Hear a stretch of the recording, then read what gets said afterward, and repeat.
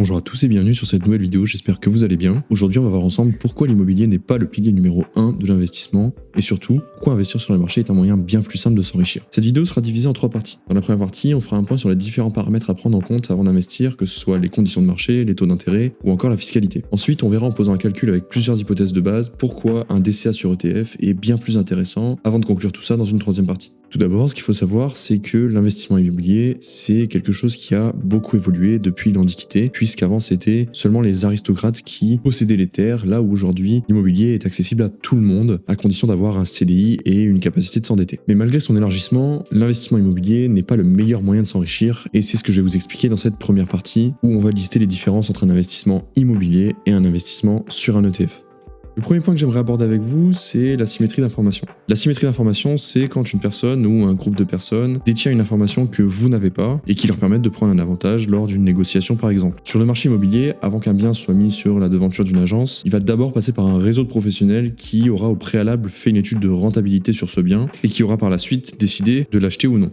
Tout ça pour vous dire qu'une personne lambda en train de regarder la devanture de l'agence n'est jamais la première à voir l'annonce du bien par lequel elle est intéressée. N'oubliez pas que l'agent immobilier, c'est avant tout un commercial et qu'il est là pour vendre. D'où la nécessité de se créer un réseau qui permettront d'avoir la bonne information, à l'image d'un acquéreur qui veut évaluer la rentabilité d'un business ou faire un investissement en private equity par exemple. Ce qu'il faut retenir, c'est que les gens ne doivent pas vous donner l'information, c'est vous qui devez aller la chercher vous-même, parce que si on vient vous la donner, c'est qu'elle est généralement pas très intéressante. Attention, je parle bien ici d'un investissement locatif et pas d'un achat de résidence principale. La raison de mon appel d'aujourd'hui, John, c'est qu'une opportunité vient justement d'atterrir sur mon bureau. Et c'est peut-être la meilleure offre que j'ai vue ces 6 derniers mois. En somme, ce qu'il faut, c'est créer un réseau qui vous permettra d'être le premier sur le marché et donc négocier un bien à fort potentiel de rentabilité. Mais ça prend du temps et c'est justement l'intitulé du prochain point. En effet, la gestion du temps, c'est un point qui est non négligeable et c'est sûrement le point le plus important pour moi, qui fait que l'immobilier demande un peu trop de responsabilité à mon goût. Gérer son patrimoine, c'est quelque chose de très important pour moi, mais c'est aussi quelque chose qui ne doit pas demander beaucoup de temps et surtout très peu de soucis. Le problème d'un achat immobilier, c'est que vous allez avoir toutes les contraintes de temps et ça va de l'étude de la rentabilité jusqu'à l'achat et au final surtout après. À moins d'avoir beaucoup d'argent, l'achat d'un bien immobilier prend du temps, ça nécessite généralement un notaire, une agence, une banque qui va vous prêter, donc du coup une étude de cas sur votre situation bancaire. Donc pour ça, il faut bien compter au moins 2 mois et c'est seulement ensuite que viennent les éventuels problèmes comme la gestion locative. Vous pouvez avoir par exemple des impayés, des squatteurs, peut-être même que votre logement n'est pas occupé. Évidemment, dans l'étude de cas qu'on fait aujourd'hui, on écarte la possibilité d'une délégation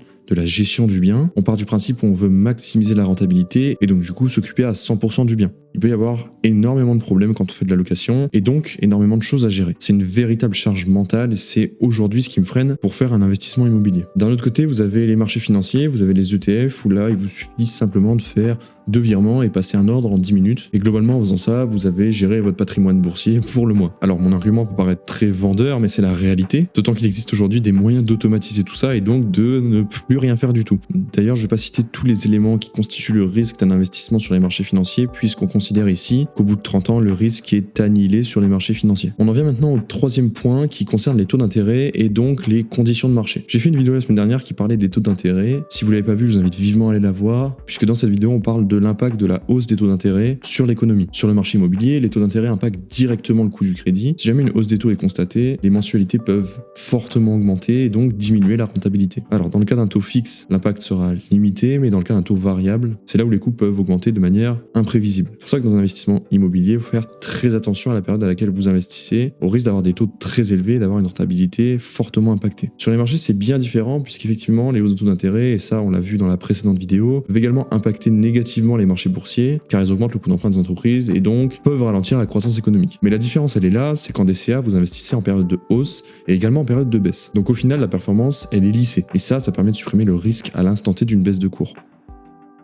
Le quatrième point, c'est la liquidité et les frais. Pour ça, il faut savoir faire la distinction entre un marché liquide et un marché illiquide. Un marché liquide, c'est un marché où la contrepartie est plus ou moins immédiate, à quelques millisecondes. Là où un marché illiquide, il faut du temps pour trouver un acheteur ou un vendeur. Ça veut dire quoi? Ça veut dire que concrètement, si vous achetez une action cotée sur les marchés, vous pouvez aussitôt la revendre, là où l'achat d'un appartement ne vous permet pas une revente immédiate. Il y a une phase de négociation, une phase de paperasse, ce qui rend l'investissement immobilier très dépendant des conditions de marché, puisqu'en plus, si vous voulez revendre votre appartement en plein milieu d'une crise, vous allez sûrement perdre de l'argent. C'est donc là l'avantage de pouvoir investir sur les marchés financiers, c'est que vous trouverez immédiatement quelqu'un qui vous rachètera toutes vos actions si vous voulez les vendre. Également, les frais en immobilier, c'est pas la même chose. Vous avez généralement les frais de notaire qui sont de l'ordre de 10%, il me semble, et aussi parfois les frais d'agence. Tout ça, c'est un coût, sans oublier que les frais de notaire ne viennent pas s'intégrer au montant du prêt, ce qui veut dire que pour un appartement qui vaut 200 000, vous devrez sortir 20 000 euros de votre poche avant de pouvoir acheter le bien. Sur les marchés, c'est pas la même chose, puisque dès qu'un acheteur trouve sa contrepartie, on a seulement des frais de gestion et des frais de transaction qui sont très faibles. Les frais de gestion sur ETF, on parle généralement de 0,1%, voire moins dans certains cas. Cinquième point, et c'est un point qui est également très important, c'est la fiscalité. Alors la fiscalité, on pourrait en parler des heures, puisque c'est très personnel, ça dépend beaucoup de votre situation personnelle. Vous avez aujourd'hui un tas de lois qui vous permettent de reporter sur vos impôts, vos travaux, vos rénovations et tout ce genre de choses. Donc à ce niveau-là, la fiscalité immobilière, ça présente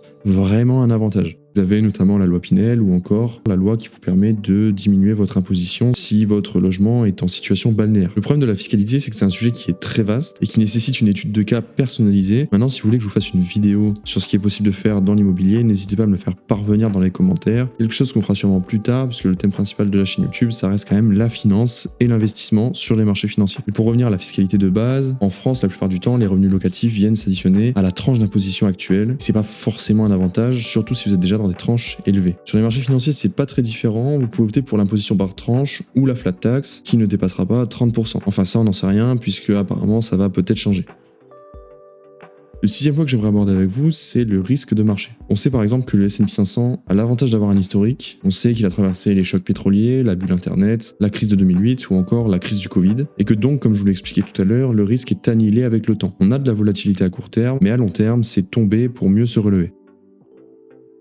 L'immobilier, c'est différent. L'immobilier, c'est pas la même chose. Une crise locale peut créer véritablement une disparité dans une région, par exemple. On va prendre l'exemple du Nord-Pas-de-Calais. Il faut savoir que, historiquement, le Nord-Pas-de-Calais, c'est un centre industriel hyper important en France, avec une économie qui est fortement basée sur l'exploitation du charbon et l'industrie textile. C'est une région qui a beaucoup prospéré grâce à l'extraction minière et qui a donc attiré beaucoup d'ouvriers. Le problème, c'est que quand la crise industrielle en 1960 est arrivée et que les mines de charbon ont commencé à fermer à la chaîne, il y a en fait un chômage de masse qui s'installe dans les années 1990 et donc par dépit un appauvrissement des villes. Évidemment, ça a eu un fort impact sur le marché immobilier à Lens et le chômage est devenu quelque chose de durable. Et les répercussions se voient toujours aujourd'hui puisque comme vous pouvez le voir, les Hauts-de-France ont été classés la région où il y a le plus de chômage en France en 2021 et donc concrètement, si vous achetez un bien immobilier, ça veut dire quoi? Ça veut dire que vous prenez le risque qu'un locataire ne puisse pas payer en raison d'un manque d'activité ou alors plus simplement que vous ne trouviez pas de locataire.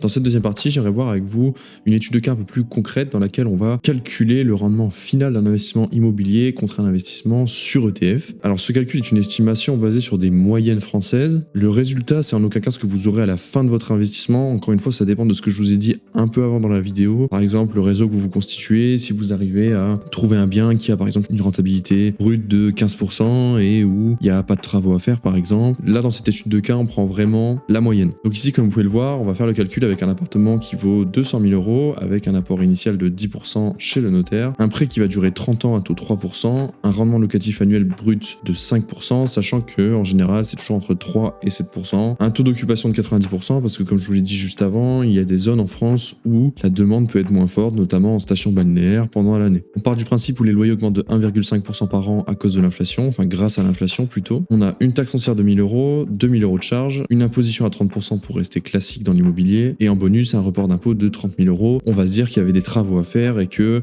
le propriétaire récupère à la fin des travaux 30 000 euros qu'il aura déduit de ses impôts. Dans un premier temps, on peut calculer le coût du crédit. On a ici un prêt de 180 000 euros puisque 10% correspondent aux frais de notaire. Un prêt de 180 000 euros, ça nous fait une mensualité de 750 euros, 758 euros exactement sur 30 ans et donc un coût à 270 000 euros au final. Ça, c'est le total qu'on va devoir à la banque à l'échéance du prêt. Ensuite, on a les revenus locatifs nets annuels. Donc vous faites 5% de 200 000, ce qui vous donne 10 000 avec 10% de perte puisque vous louez pas pendant 10% de l'année. À ça, vous enlevez les charges, puis les impôts, ce qui nous donne 4 200 euros. En plus de ça, on va estimer qu'en moyenne, un bien se valorise de 2% par an, ce qui fait qu'en appliquant la formule des intérêts composés, on se retrouve avec un bien qui vaut 362 000 euros au bout de 30 ans. Tous ces éléments vont nous permettre de calculer le profit net. Vous avez, comme je vous l'ai dit, la valeur de l'appartement après 30 ans, le total des revenus locatifs en multipliant 4 200 par 30, ce qui nous fait une valeur totale d'investissement de pratiquement un demi-million d'euros. À ça, on enlève le coût du crédit, ce qui nous donne un patrimoine net de 215 000 euros. Et on a dit qu'on récupérait 30 000 euros, donc environ 250 000 euros de patrimoine net. Ensuite, la première chose qu'on peut remarquer quand on investit sur les ETF, c'est la différence de paramètres qu'on va prendre en compte. Comme je vous l'ai dit juste avant, l'immobilier, c'est quelque chose qui va prendre du temps, c'est un investissement sur le long terme qu'il va falloir gérer, là où un investissement sur ETF, c'est complètement différent. On part du principe où tous les mois pendant 30 ans, vous investissez 200 euros sans jamais faire d'écart. On prend le rendement annuel moyen du S&P, à savoir 9%, et j'ai été un petit peu gentil, j'ai mis des prix de courtage de 0,5%, sachant qu'en général, c'est plutôt inférieur à 0,1. En tout cas, sur les ETF de BlackRock, c'est le cas. Le calcul est assez simple, puisque vous avez juste à poser la formule des intérêts composés, ce qui nous donne 72 000 multiplié par 1 plus le taux d'intérêt à la puissance 30, et ça fait 380 000 euros. 380 000 euros brut, ce qui nous donne au final 287 000 euros net. Maintenant, la principale différence entre l'immobilier et le DCA sur ETF, c'est que ici, vous allez devoir payer des impôts tous les ans, alors qu'avec un ETF, vous payez d'impôts uniquement quand vous décidez de vendre. Ce qui fait qu'au final, si au bout de 30 ans, vous décidez de continuer d'investir, le patrimoine s'appréciera encore plus, puisque les impôts, vous les paierez seulement quand vous déciderez de vendre vos ETF. Bon, au final, il n'y a pas photo, comme vous pouvez le voir, le DCA sur ETF est beaucoup plus intéressant que l'immobilier. Maintenant, il y a une chose à savoir, c'est qu'on a pris seulement la moyenne de l'immobilier français, et qu'effectivement, vous pouvez faire plus à condition d'appliquer ce que je vous ai dit tout à l'heure, à savoir le réseautage et la mise en place d'une stratégie qui vous permettra d'avoir un bien à fort potentiel de rentabilité. Pour conclure cette vidéo, chacun des deux investissements présente leurs avantages et leurs inconvénients. D'un point de vue global, les marchés financiers vont vous offrir des rendements supérieurs et une meilleure valorisation sur le long terme. Maintenant, il existe quand même des avantages majeurs à investir dans la pierre, avec notamment la fiscalité qui est très importante à prendre en compte, et faire toutes les choses que je vous ai dites en partant du principe où il existe des éléments que vous ne pourrez pas forcément prendre en compte. Oui, un investissement immobilier est sûrement intéressant. Maintenant, il ne faut pas oublier que les ETF, c'est un moyen très simple de valoriser un patrimoine sans absolument aucun stress et qui peut très facilement s'automatiser pour qu'au final, vous n'ayez absolument plus rien à faire.